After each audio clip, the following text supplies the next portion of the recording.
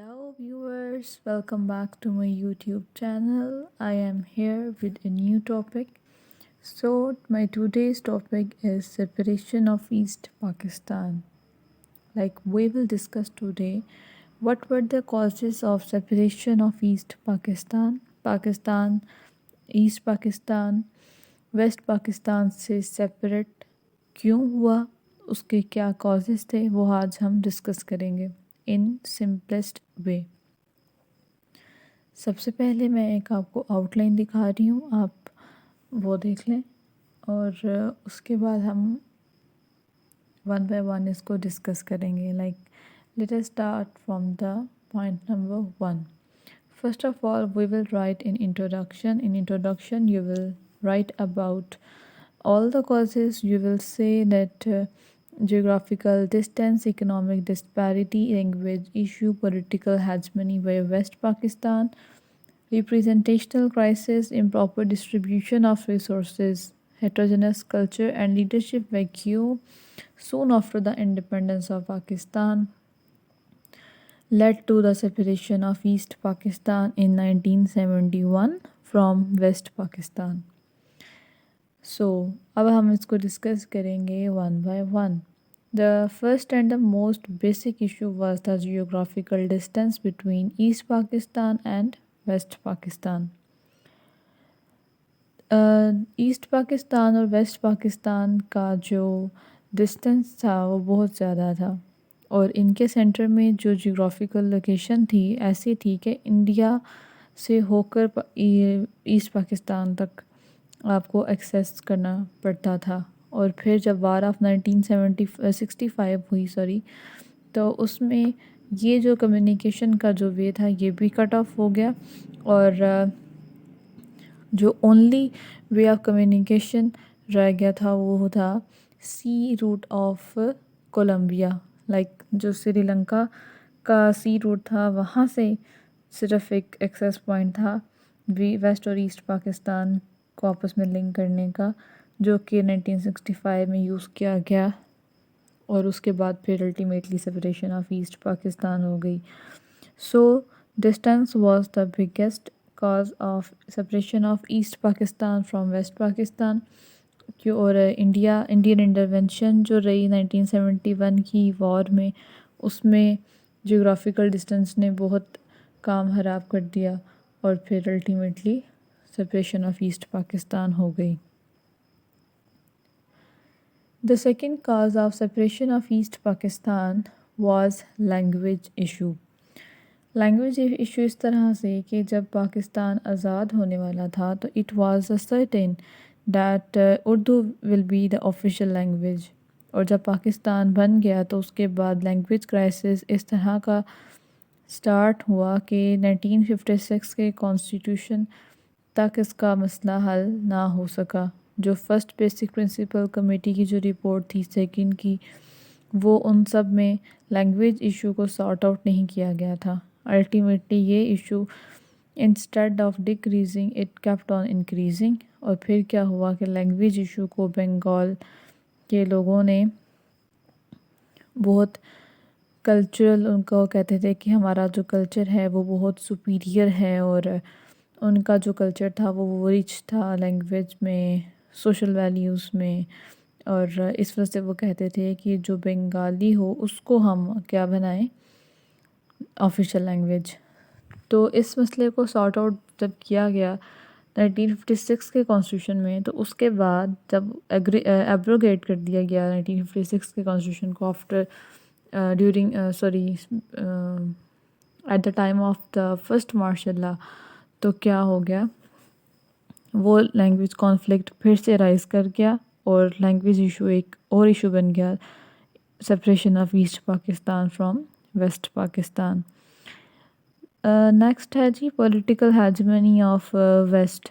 Like political hegemony से मतलब ये है कि जितनी भी नेशनल असम्बली थी या फिर प्रोविंशियल असम्बली थी उसमें वेस्ट पॉलिटिकल लीडर्स थे, जो वेस्ट पाकिस्तान से, जो आज का है पाकिस्तान, उसके जो लीडर्स थे उनकी जो तादाद थी वो ज़्यादा थी as compare to east Pakistan.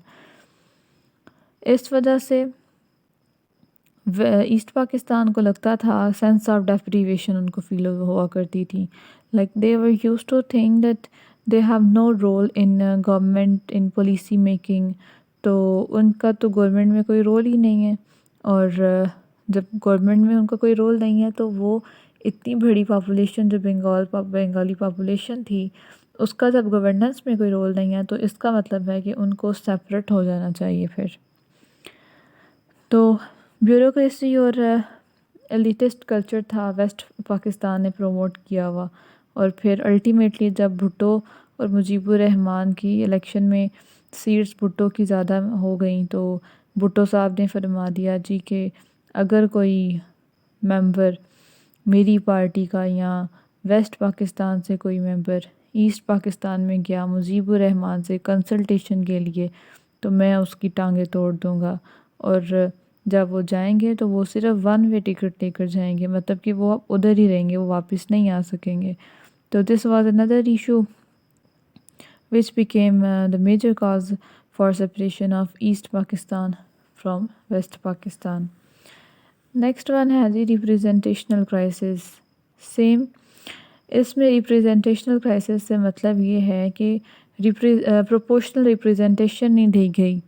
Like جہاں پر پاپولیشن زیادہ ہو اس کی اسمبلی میں سیٹس بھی زیادہ ہونی چاہیے، لیکن ویسٹ پاکستان نے ایسٹ پاکستان کو یہ رائٹ دیا ہی نہیں. بنگلہ دیش جو آج کا موجودہ بنگلہ دیش ہے، جو کہ پہلے ایسٹ پاکستان تھا، وہ اس کو ریپریزنٹیشن دی ہی نہیں گئی پروونشل اسمبلیز میں، نہ کہ نیشنل اسمبلیز میں. ٹھیک ہے. اس کے بعد ہے جی improper distribution of resources. Improper distribution of resources میں کیا ہوا جی، جب کاٹن ٹیکسٹائل انڈسٹریز لگائی گئی ویسٹ پاکستان میں، جو بڑے بڑے بزنس مین تھے، جاگیردار تھے، وہ آ کے کہاں پر سیٹل ہو گئے؟ ویسٹ پاکستان میں. تو ایسٹ پاکستان میں جو اکنامک کہہ لیں گے اکنامک پروگرس تھی وہ رک گئی. انہوں نے یہاں پر آ کے انڈسٹریز لگائیں ویسٹ پاکستان میں، اور ایسٹ پاکستان میں الٹیمیٹلی کیا ہو گئی؟ Economic disparity. تو اس طرح سے ایک وہاں پر ڈیولپمنٹ کا کام بھی نہ ہو سکا، اور پھر سچویشن ایگریویٹ ہوتی گئی، اور الٹیمیٹلی کیا ہوا کہ سپریشن آف ایسٹ پاکستان ہو گئی. اس کے بعد ہے جی ہیٹروجینس کلچر. ہیٹروجینس کلچر تھا یہ تھا کہ ایک طرف تھے پنجابی کہہ لیں یا اردو کہہ لیں، اردو بولنے والے لوگ، اور دوسری طرف تھے جی بنگالی بولنے والے لوگ. اس میں کیا ہوا کہ پروونشلزم اور ریجنلزم کو پروموٹ بہت کیا گیا. لائک پنجاب از سپیریئر، اگر میں کہوں بلوچستان از سپیریئر، پنجاب کے لوگ ہیں وہ حکومت کریں گے، پنجاب کا کلچر بہت اچھا ہے، یا سندھ کا کلچر بہت اچھا ہے. تو اس میں یہ چیز تھی. تو اس میں بنگالی اور اردو کا آپس میں کانفلکٹ رائز ہو گیا، اور یہ بھی کیا بنا، ایک ریزن بنا ان کی سپریشن کی. نیکسٹ تھا جی رول آف آرمی. آرمی کا کیا رول رہا ہے سپریشن آف ایسٹ پاکستان میں؟ سب سے پہلے تو جب فرسٹ مارشل لا لگایا گیا 1858 کے اندر، اور ایوب خان صاحب جو تھے انہوں نے ایبروگیٹ کر دیا 1956 کا کانسٹیٹیوشن، جس کو کافی حد تک کر لیا گیا تھا ایکسیپٹ. اس میں جو بنگالی اور اردو دونوں کو آفیشیل لینگویجز مان لیا گیا تھا، وہ ایبروگیٹ جب ہو گیا تو ظاہر سی بات ہے کانفلکٹ بننا ہی تھا ادھر. لیکن اس کے بعد پھر آرمی کا کیا رول رہا ہے جی، جب آرمی نے 1970 میں جب ہمارے الیکشنز کروائے گئے تو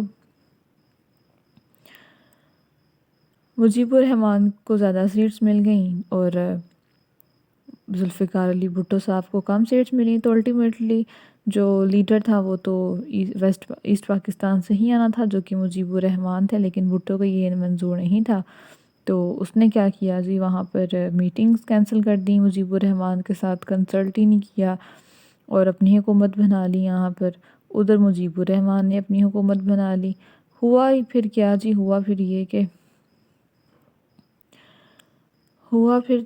کہ وہاں پر کیا ہوا کہ لوگوں نے کیا کرنا شروع کر دیا، جے بنگالی کے نعرے لگانے شروع کر دیے.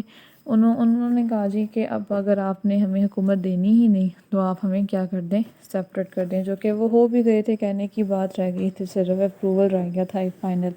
تو رول آف آرمی یہ تھا کہ بھٹو صاحب جو تھے وہ فرسٹ چیف ایڈمنسٹریٹر کہہ لیں کہ چیف لا ایڈمنسٹریٹر بن گئے پاکستان کے، اور ان کی ہٹ درمی کی وجہ سے کیا ہوا کہ ان کو دے دیا گیا پاکستان، اور مجیب الرحمن صاحب کو ایسٹ پاکستان دے دیا گیا، تو سپریشن ہو گئی دونوں میں۔ اور جب انہوں نے بھٹو صاحب نے ادھر اپنی آرمی کو بھیج دیا وہاں پر جا کے آپریشن لانچ کرنے کے لیے، ان کا نام دیا گیا النصر اینڈ البدر آپریشنز، جو کہ آرمی نے لانچ کی ہے اگینسٹ سیپریٹسٹ لیڈرز یا سیپریٹسٹ کہہ لیں کہ لوگ، پیپل، سیپریٹسٹ پیپل جو وہاں پر لوگ تھے۔ انہوں نے جب ریبیلین کہہ لیں گے سٹارٹ کر دیا ویسٹ پاکستان کے خلاف، اور کہا کہ ایسٹ پاکستان کو آپ سیپریٹ کر دیں، اور جے بنگالی کے نعرے لگانے شروع کر دیے، تو بھٹو صاحب نے آپریشن لانچ کر دیا اور کہا جی کہ ان کو کچل دیا جائے۔ اس میں کیا ہوا کہ میس سلاٹر ہو گیا وہاں پر ڈھاکہ میں، ویسٹ پاکستانی جو تھے ان کو بہت زیادہ ذبح کیا گیا جانے لگا اور مارا جانے لگا۔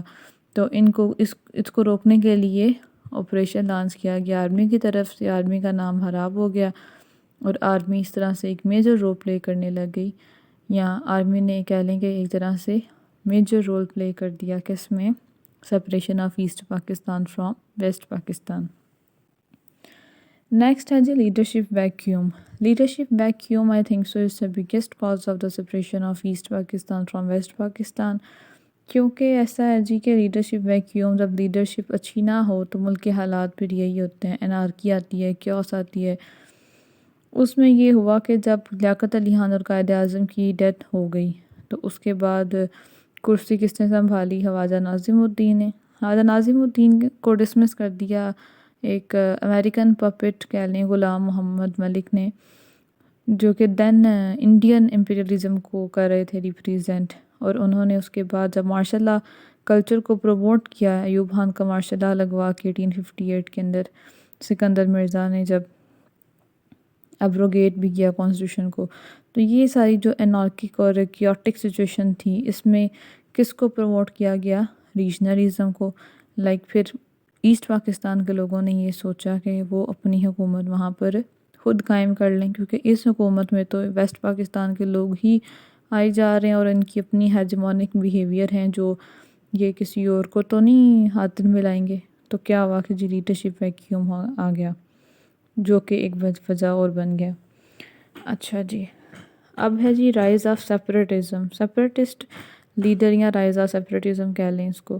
تو اس میں کیا ہوا جی، جو مجیب الرحمن کو زیادہ سیٹس ملی، تو الٹیمیٹلی ہونا تو یہ چاہیے تھا کہ مجیب الرحمن کو آپ دے دیں کرسی، لیکن جو ذوالفقار علی بھٹو صاحب تھے انہوں نے کیا کہا جی، اور جیو بھٹو دے نعرے ابھی تک لگوانے تھے تو انہوں نے کیا کہا جی کہ آپ کوئی بھی جا کے وہاں پر مجیب الرحمن سے میٹنگ نہیں کرے گا۔ تو اس میں کیا ہوا کہ میس سلاٹر شروع ہو گیا وہاں پر ویسٹ پاکستانیز کا، جے بنگال کے نعرے شروع کر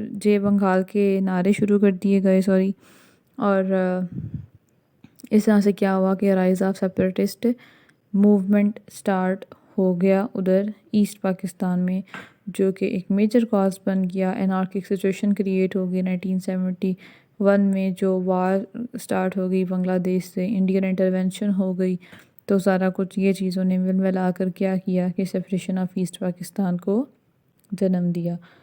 اب ہے جی وار آف 1965۔ وار آف 1965 کہہ لیں کہ جو وار آف 1965 ہوئی تھی، اس میں سپریشن آف ایسٹ اور ویسٹ پاکستان کی جو جغرافیکل ڈسٹینس تھا، کہہ لیں کہ وہ اتنا زیادہ تھا، جو میں نے پہلے بھی ایکسپلین کیا ہے کہ جو سی روٹ تھا کولمبیا کا، صرف وہ ایک جگہ رہ گئی تھی جہاں سے یہ دونوں ریجنز آپس میں لنکڈ تھے، باقی تو سارا کچھ بلاک ہو گیا ہوا تھا۔